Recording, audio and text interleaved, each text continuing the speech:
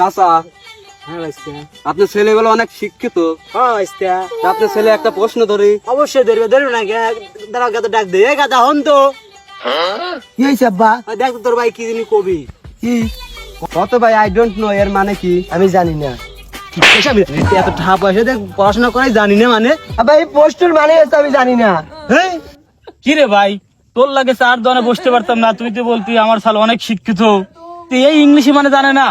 এই শালিশ ধরে লাগে দেখ আজকে কামলাতে আমার অহন লাগছে লটিস আব্বা এই মানে পোস্টের মানে আমি জানি না। আবার তুই তুই তোর জানিস বোঝে না কেন? তুই কি চাইছিস? তোর আমি সব দিছি লেখাপড়া করলে হুন্ডা কইছি আব্বা হুন্ডা দেও না আমি লেখাপড়া করবো না, তো হুন্ডা দিছি। তুই যে আব্বা ফোন দেও না আমি লেখাপড়া করবো, তোর ফোন দিছি। তোর কি কমতি দেনে তুই ক।